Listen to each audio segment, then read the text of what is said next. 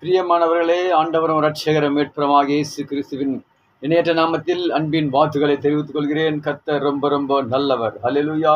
விசுவாசத்தோடு கூட நாம் ஆண்டவராகிய இயேசு கிறிஸ்துவை நாம் விசுவாசிக்கும் போது, விசுவாசம் இல்லாமல் தேவனை தரிசிப்பது கூடாத ஒரு காரியம். இதோ எபிரேயர் 11ஆம் அதிகாரத்தில் வாசிக்கும் போது, விசுவாசத்தினாலே நோவா தற்காலத்திலே காணாதவர்கள் குறித்து அவன் எச்சரிப்பை கண்டான் என்று பார்க்கின்றோம். காணாதவர்கள் குறித்து விசுவாசத்தோடு கூட ஆண்டவராக இயேசு தேவாதி தேவன் நோவாவுக்கு கட்டளையிட்டார்.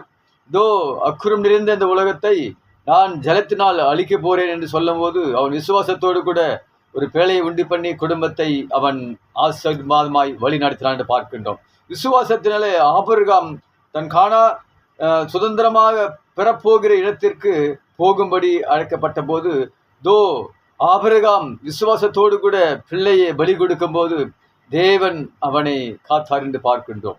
விசுவாசத்தினாலே சாராள் வாக்குத்தத்தம் பண்ணினான்.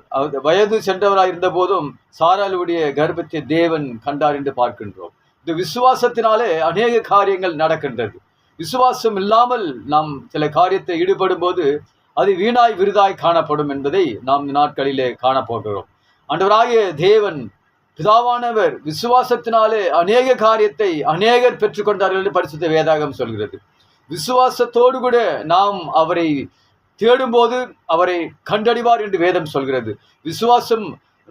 விசுவாசத்திலே நாம் பெருகும்போது ஆண்டவர் நம்மை அவர் உயர்த்த அவர் போதுமானவராக காணப்படுகிறார். விசுவாசம் என்பது மிக மிக முக்கியம். விசுவாசத்தோடு கூட நம்முடைய வாழ்க்கையிலே நாம் வாழ்வோம் என்றால் கர்த்தர் பெரிய காரியங்களை நாட்களை செய்ய போதுமானவர். God bless you. கர்த்தர் உங்களை ஆசீர்வதிப்பாராக.